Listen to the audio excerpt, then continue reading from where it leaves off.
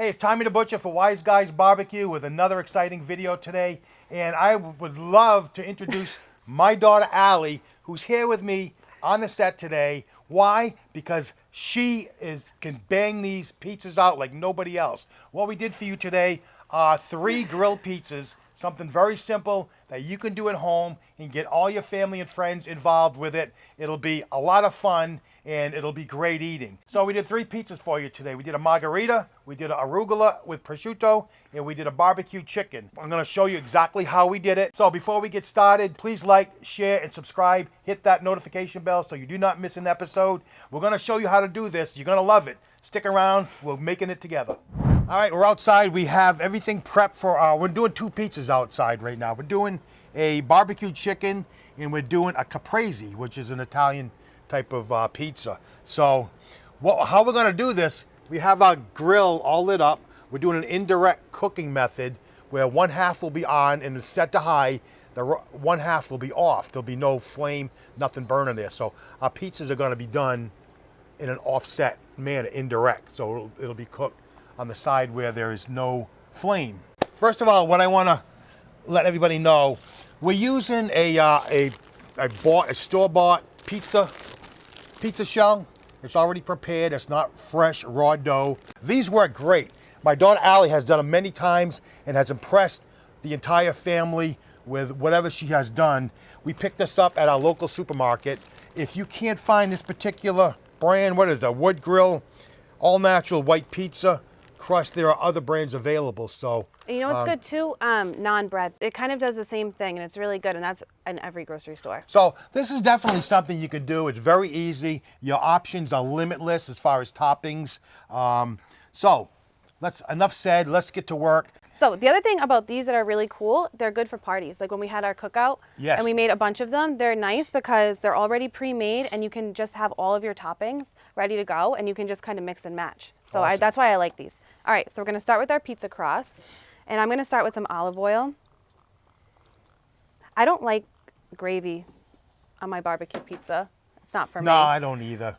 Now we're gonna put a little bit of garlic, just a little bit, not too much. I'm gonna take our brush, and we're gonna brush it onto the pizza. I like to do it all the way to the edge, that way the edge gets a little crispy in the grill. Okay, so that's done, and now we're gonna put on our cheese. And this is just mozzarella. Yeah, we just have a shredded mozzarella. You know what's good too? If you do like a cheddar cheese or like a mix, that's good too. Mozzarella is the classic. Yeah, you have so many options with doing these, and feel free to experiment, use what you like. But like Alie said, mozzarella is the most popular one, but you know, sky's the limit. You can really get creative with these. All right, so we have our cheese. Now we're gonna put on our chicken, and this is what my dad chopped up for me. Now this is a store-bought rotisserie chicken, very convenient for doing these pizzas. There's no need to be roasting off chicken in order to do this, unless of course you want to go that route. Perfectly up to you, but a store-bought rotisserie chicken. This is all about convenience, where everybody can get involved and have fun doing these. Yeah, okay. So that's our chicken, and now I like a little bit of red onion on the top of mine. I like to strategically place it. That way they're not on top of each other. This is nice on the grill when the grill's really hot because the onions get a little bit caramelized on the top. Nice. Which is good. All right, so now what I do is I put the barbecue sauce on top. That way it gets nice and caramelized and like gooey in the grill. Just put a little design. And once again, with the barbecue sauce, we're using, this is actually my own recipe, my own made barbecue, but anything you like, any store-bought barbecue sauce. Use whatever you like. And that's it. All right, that's looking great. Now we're gonna go to the grill with it. We got a grill, like I said, we've got it set up for an indirect grilling method. We're gonna be putting this on the right-hand side. So, all right, we're gonna get this on the grill, but helpful tip. And I want you to do this because I didn't do it.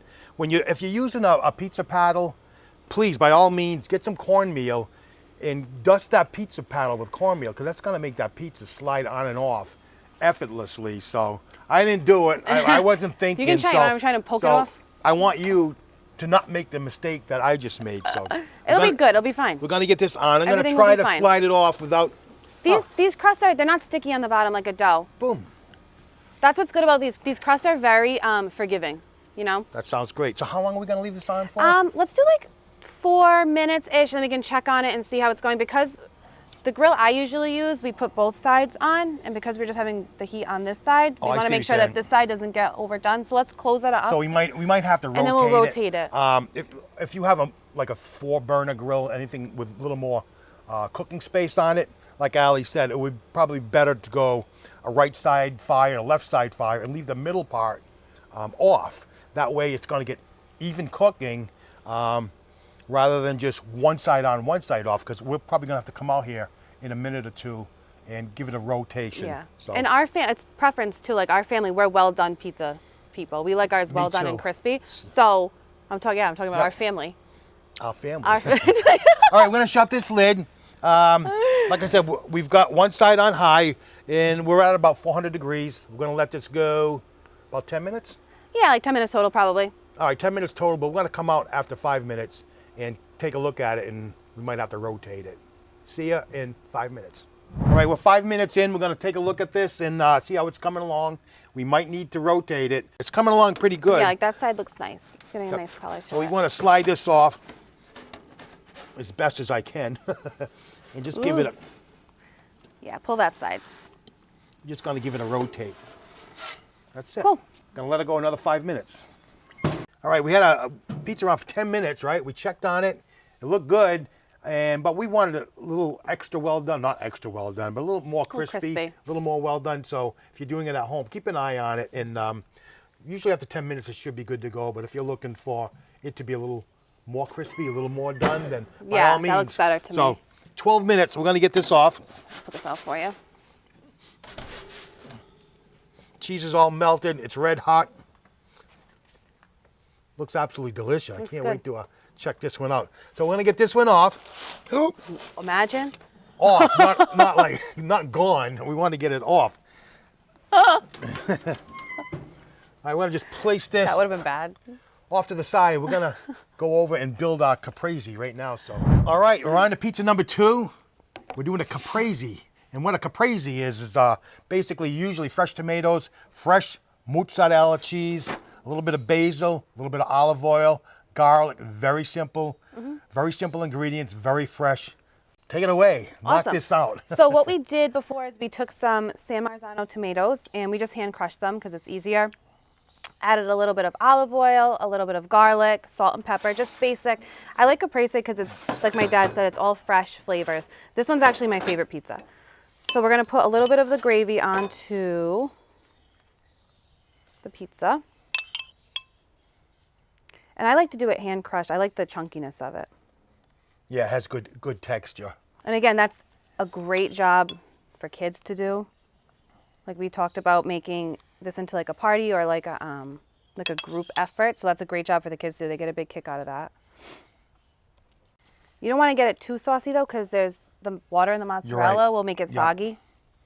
I will say with these crusts though, they're pretty sturdy. This one couldn't be easier. And now we're just going to take our fresh mozzarella and we're going to assemble it. I think we're just going to do this because if you add too much, like we said, the moisture will come out of the cheese and it'll get really soggy and it'll spread when it melts too. Now we're using a fresh mozzarella, not a basic. For example, we used mozzarella cheese for the topping on a barbecue chicken, but we're using a fresh mozzarella, which is slightly different for our caprese. Yeah, you could do burrata. Burrata works very well as well. That'd be really good. Got this all set. We're going to go to the grill with it. There we go. Be back in 5 minutes. All right, we're 5 minutes in. We're going to do our rotation. Looks good. Just like we did with our buffalo barbecue chicken pizza. This is looking great. Our cheese is melting. I can see our tomato sauce bubbling. Looks good. Gonna let this go another 5 minutes. 12 minutes, we had our Margherita pizza on. We're gonna pull that off. And we got a do a few finishing touches on this. Yeah. We're just gonna put some fresh basil on the top. Just place it on. I like to keep mine pretty big. I think it looks better. And that's it. Next, we're gonna go with a very simple, easy one. We're gonna go with the Arugula and Prosciutto pizza. And now this is only gonna require the shell by itself on the grill with a few other ingredients. Yeah. And then we're gonna top it off once we get it off. So, Alie, do your thing.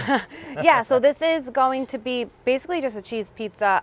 Again, I don't love gravy on this one. I don't know if that's like a controversial statement, but I kind of like just the fresh flavors of the arugula and the prosciutto on it. So I do this one as a olive oil base. But if you want sauce on your pizza, go ahead and put sauce on it. Yeah, it's basically a white pizza. Yeah. With... So I just put the olive oil on, just like the barbecue one. Yep. I'm gonna put the rest of our garlic on it.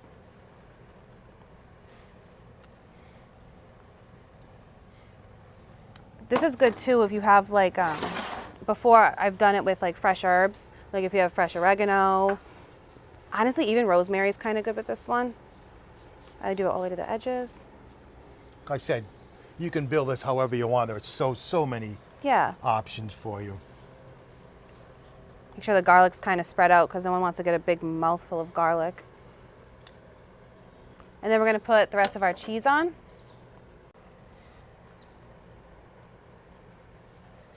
This would be good with crushed red pepper on here too. And then we just pop that on the grill. And then another 10 minutes. Back in a few minutes. All right, our third pizza is ready to come off, and then we're going to take it to the table so we can finish dressing it. This is going to be our arugula with prosciutto and a balsamic glaze. All right, we're going to put the finishing touches on our third and final pizza. And what we have is some baby arugula that we dressed in some olive oil, salt and pepper. And that goes right on the top. You don't have to dress it. I like to dress it. I think it gives it more flavor. We'll spread it out. This part, you do not want to put it on the pizza as you're cooking it. Once the pizza's fully cooked, you finish with, this is the finishing step. And now we're gonna put some prosciutto on. I just kind of like to put the whole pieces on, twist it up.